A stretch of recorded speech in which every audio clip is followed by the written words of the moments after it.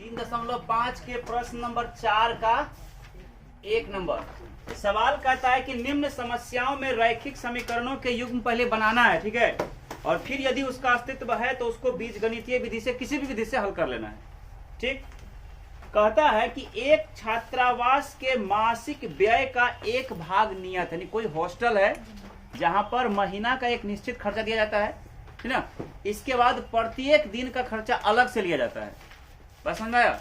जैसे कोचिंग नहीं होता रे, कुछ जैसे कोचिंग में आया तो पहले नामांकन चार्ज देगा और फिर महीना का फीस देगा, उसी प्रकार छात्रावास में जाएगा तो पहले निश्चित खर्चा देगा, इसके बाद प्रतिदिन का खर्चा देगा। वही कह रहा है कि एक छात्रावास के मासिक व्यय का एक भाग नियत है तथा शेष इस बात पर निर्भर करता है कि छात्र ने कितने दिन तक भोजन किया। जब एक विद्यार्थी, नाम है उसका क्या, ए, को जो 20 दिन तक भोजन करता है 1000 रुपये छात्रावास को अदा करना पड़ता है। मतलब ए जो है 20 दिन तक खाना खाता है तो कितना रुपया देता है, 1000 रुपया देता है। जबकि एक विद्यार्थी बी जो 26 दिन भोजन करता है तो 1180 रुपया देता है ना। तो हमको निकालना है कि छात्रावास का नियत व्यय और प्रतिदिन के भोजन का व्यय क्या था। तो मान लेते हैं, माना कि छात्रावास का नियत व्यय x रुपया, ठीक, तथा प्रत्येक दिन का व्यय, व्यय मतलब खर्च, y रुपया मान लिए। नाउ अब ए द्वारा कितना, ए द्वारा कई दिन क्या भोजन किया, 20 दिन, 20 दिनों में व्यय राशि, यानी ए जो है 20 दिन तक भोजन किया और खर्चा किया कितना रुपया, 1000। अब सिंपल बात, जब छात्रावास गया तो उसको नियत तो देना पड़ेगा करेगा, तो पहले नियत खर्चा कितना दिया, x रुपया दिया। अब एक दिन का, प्रत्येक दिन का खर्चा y रुपया, तो 20 दिन का खर्चा 20y, और दोनों मिला के कितना रुपया दिया, 1000। समीकरण क्या हो गया, समझ में आया कि नहीं आया? आया ना।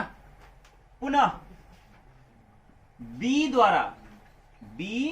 द्वारा कई दिन रे, 26 दिनों में, 26 दिनों में व्यय राशि, 26 दिन में वो कितना खर्चा करता है, 1180, ठीक ना। तो सबसे पहले बी जो है 26 दिन रहा तो पहले छात्रावास में जाएगा तो नियत तो देवे करेगा, तो नियत कितना रुपया देगा, x रुपया। एक दिन का खर्चा y रुपया, तो 26 दिन का खर्चा 26y, और दोनों मिला के कितना रुपया दिया, इस समीकरण क्या हो गया, 2। अब समीकरण 1 और समीकरण 2 को हल करने पर, समीकरण 1 और 2 को हल करने पर, समीकरण 1 है x प्लस 20y बराबर 1000, और दूसरा है x प्लस 26y बराबर 1180। क्या करने पर, घटाने पर, क्योंकि जो बराबर है उसका चिन्ह समान है। ये बराबर नहीं ना है, ये दोनों बराबर है लेकिन चिन्ह समान है। समान चिन्ह होता है तो घटाने पर चिन्ह बदल जाता है, ये प्लस में है तो माइनस, ये प्लस में है तो माइनस, और ये कुछ नहीं तो प्लस है तो क्या हो जाएगा, जितना आमदनी उतना कर्जा में खत्म हो गया। ये 26y माइनस में 20 को y प्लस में, तो माइनस में कितना 6y बराबर 1180 माइनस और 1000 प्लस, तो 180 क्या होगा, माइनस हो जाएगा। y का मान 180 इधर माइनस में है, इधर गुना देखा जाएगा, भाग में माइनस 6, तो माइनस माइनस खत्म, 6 तिया 18, y का मान कितना हो गया 30। अब y का मान कहीं पर भी समीकरण 1 या 2, समीकरण 1 में रखने पर, समीकरण 1 क्या है, समीकरण 1 है x प्लस 20y बराबर 1000, तो x का मान निकालना है, प्लस 20 गुना y का मान 30 निकला है ना, निकला हुआ, बराबर कितना 1000। तो x प्लस 3 दूना 6, 600 बराबर 1000, या कह सकते हैं x बराबर 1000 दिया हुआ है, इधर प्लस क्या जाएगा, इधर माइनस 600, मतलब x का मान 400। अतः छात्रावास का नियत व्यय कितना माने थे रे? छात्रावास का नियत व्यय कितना माने थे? एक्स ना माने थे? नियत व्यय एक्स का मान 400 रुपया, ठीक। तथा प्रत्येक अतिरिक्त दिन का व्यय, अतिरिक्त दिन का व्यय यानी खर्च कितना रुपया? वाई ने माने थे, वाई का मान 30 रुपया। कहने का मतलब हुआ कि तुम हॉस्टल में जाओगे तो सबसे पहले तुमको 400 टका देना पड़ेगा एडमिशन में, इसके बाद जय दिन खाओगे उसका 30 रुपया देना पड़ेगा। आया समझ में कि नहीं आया समझ में? सवाल नंबर इसी का 2 यानी 4 नंबर का सवाल नंबर 2। इसमें कहता है कि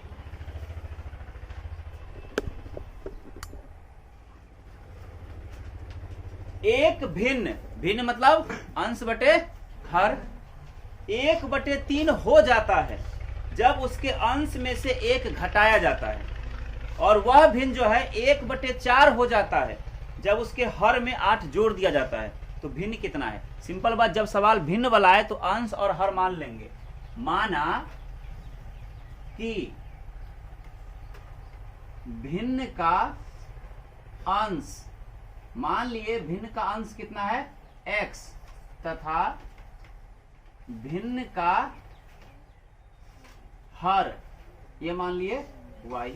चूंकि भिन्न बराबर, कोई भी भिन्न जो होता है ऐसे होता है, ऊपर में अंश और नीचे में हर, तो कहने मतलब क्या हो गया? अंश का मान x और हर का मान y। नाउ मतलब अब कह रहा है जो भिन्न है x/y यह 1/2 हो जाता है। कह रहा है कि भिन्न जो है 1/2 हो जाता है। कब? नहीं 1/2 नहीं, 1/3 हो जाता है। कितना जाता है? 1/3 हो जाता है जब उसके अंश में से 1 घटा दिया जाता है। अंश मतलब ऊपर से 1 घटा दिया जाता है। हो गया। अब इसको हल कर लो, क्या हो जाएगा? ये 3 गुना x करेंगे तो 3x माइनस 3 एक कहीं 3 बराबर y ये कहीं y, यानी कितना हो जाएगा? 3x इधर प्लस में है ना, इधर आएगा तो माइनस में y बराबर इधर माइनस 3 क्या जाएगा? प्लस में 3। समीकरण हो गया 1। पुनः फिर कह रहा है कि यह जो भिन्न है मतलब x/y जो है यह 1/4 हो जाता है। यह जो भिन्न है 1/4 हो जाती है जब हर में 8 जोड़ दिया जाता है। मतलब हर मतलब क्या? नीचे, नीचे में 8 जोड़ दिया जाता है। क्या हो जाएगा? ये देखो 4 गुना x तो 4x बराबर y जोड़ 8 गुना 1 करेंगे तो हो जाएगा y जोड़ 8। तो मान लो इसको x बराबर कितना? y जोड़ 8 दिया हुआ है, इधर गुना, इधर क्या हो जाएगा? ये प्रतिस्थापन कर लेते हैं। इस समीकरण 2 हो गया। अब x का मान समीकरण, x का मान समीकरण 1 में प्रति क्या करने पर? स्थापित करने पर। समीकरण 1 है 3x, ठीक, और माइनस y बराबर 3। तो 3 कोष्ट x का मान कितना है? y जोड़ 8 बटे, अरे y 4 यहाँ 4 है, ठीक, बटे कितना? 4। अतः माइनस में y बराबर कितना? 3। तो क्या हो जाएगा? इसको हल करेंगे तो देखो यहाँ कुछ नहीं तो 1 है, 4 और 1 का लघुत्तम 4। तो क्या हो जाएगा? 3y, 3 गुना y तो 3y और प्लस 8 दिया 24 और माइनस 4 गुना y तो 4y बराबर कितना? 3। नीचे कुछ नहीं तो 1। हल करो यहाँ 4 गो y माइनस में और 3 गो y प्लस में, तो माइनस में 1 y बचेगा। तो माइनस में y और प्लस में कितना? 24। इतना गुना 1 करेंगे ये रह जाएगा, अब बराबर 4 दिया 12। तो कह सकते हैं ऐसे माइनस में y बराबर 12 दिया हुआ है, तो प्लस में बराबर के उस साइड जाएगा तो माइनस में 24, यानी माइनस y बराबर माइनस में 12। तो माइनस माइनस कैंसिल, y का मान 12। अब y का मान समीकरण, y का मान समीकरण 2 में प्रतिस्थापित करने पर, प्रतिस्थापित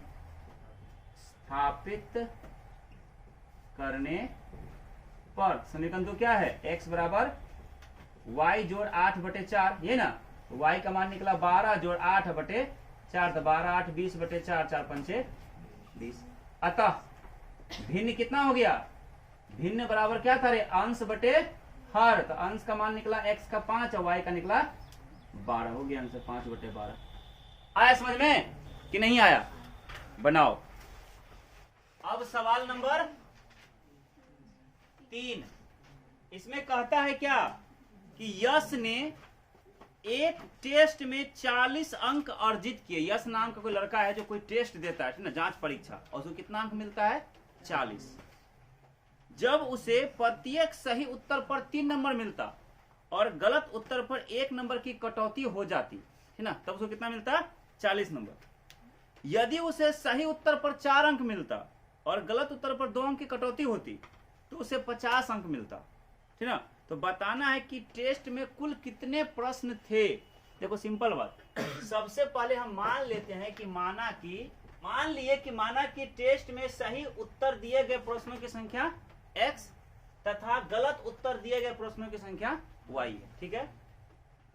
नाउ मतलब अब सिंपल बात, अगर एक उत्तर सही होता और उस एक उत्तर सही होने पर उसको क्या नंबर मिलता, एक उत्तर सही होने पर उसको अगर 3 अंक मिलता तो कुल x को दिया है, मानो तुम अगर एक सही उत्तर पर 3 नंबर, 5 को सही उत्तर दिया, क्या नंबर मिला, 15 नंबर, 5 या 15।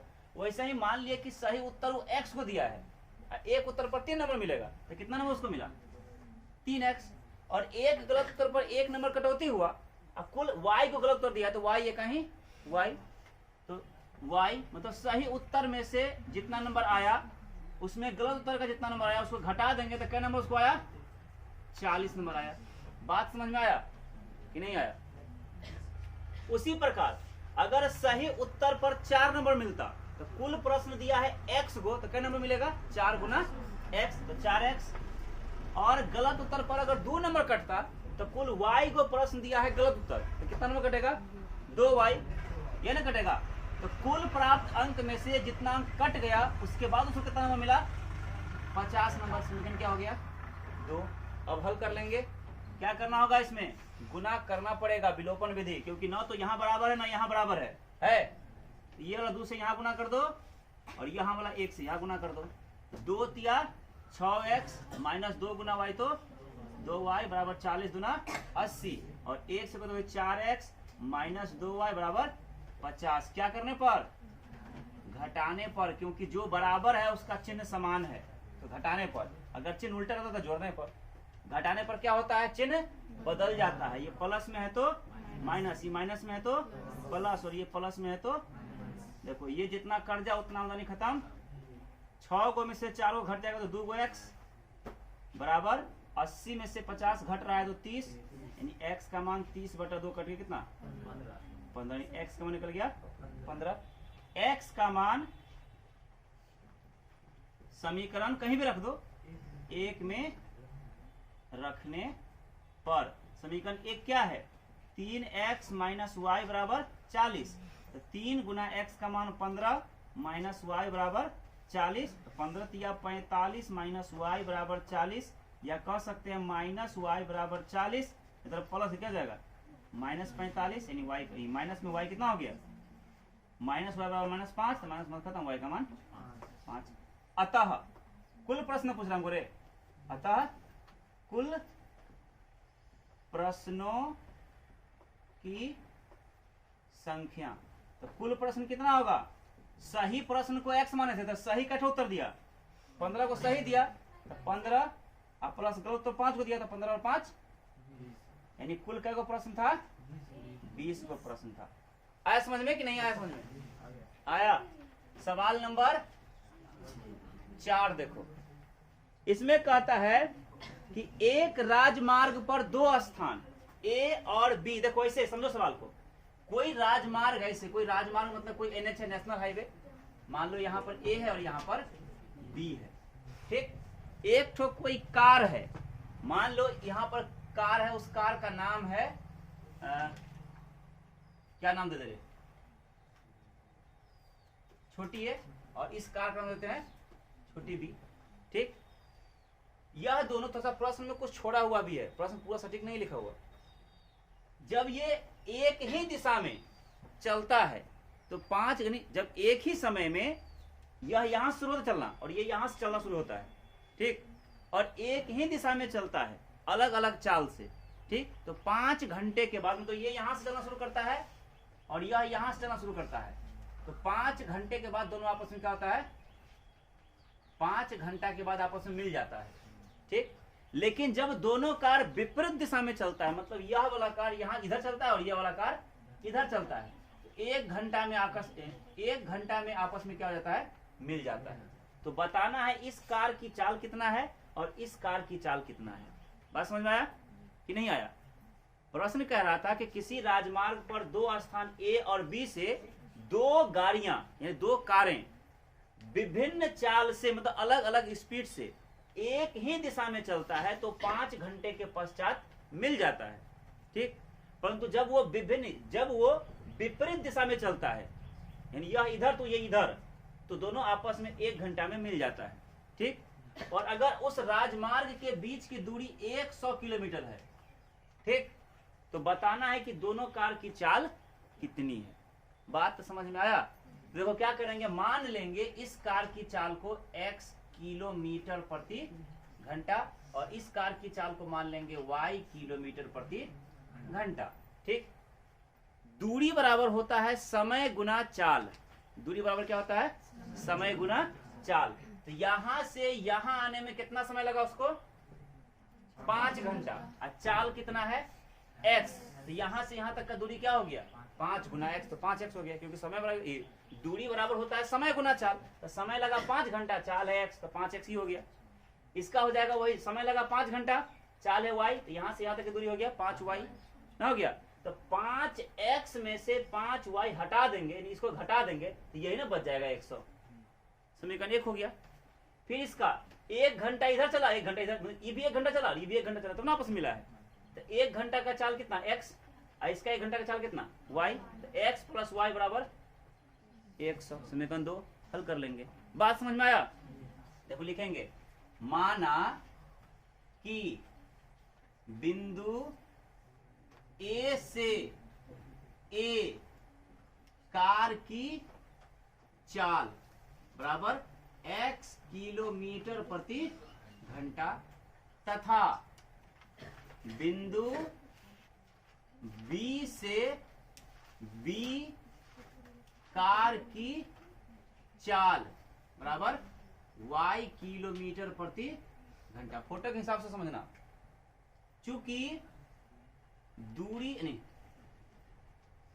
कुल समय क्या लिखे, सीधे लिखते क्या रे, चूंकि दूरी बराबर क्या होता है, दूरी बराबर समय गुना चाल होता है ना, इसलिए, ठीक, इसलिए सब सीधे हल करते हैं। नाउ मतलब अब यहां से यहां तक की दूरी क्या हो जाएगा, तो यहां से यहां तक समय लगा 5 घंटा, चाल है x, तो x प्लस x गुना 5, तो क्या हो जाएगा 5x, और यहां से यहां तक का दूरी हो जाएगा 5 घंटा और चाल है y, तो 5 गुना y 5y।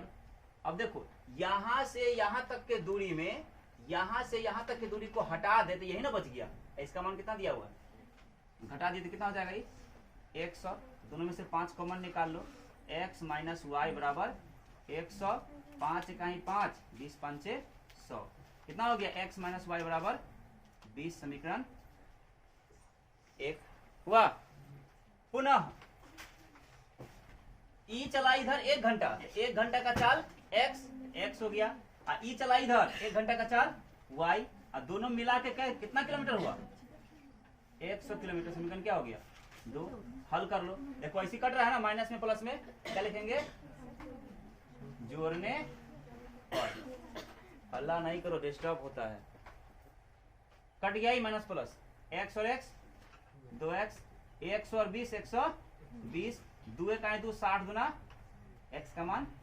अब x का मान समीकरण, x का मान समीकरण 1 में रखने पर क्या है, x माइनस वाई बराबर 20, x का मान 60 माइनस वाई बराबर 20, तो माइनस वाई बराबर 20 दिया हुआ, इधर प्लस क्या जाएगा माइनस में 60, यानी माइनस वाई बराबर माइनस में 40, माइनस माइनस खत्म, वाई का मान 40। अतः लिख देना, अतः ए से चलने वाले ए कार की चाल बराबर एक्स का मान 60 किलोमीटर प्रति घंटा तथा बी से चलने वाले बी कार की चाल बराबर 40 किलोमीटर प्रति घंटा। आया समझ में कि नहीं? लिख लोगे ना उतना बात? लिखो, एक आंसर ही हो गया, आंसर ही हो गया।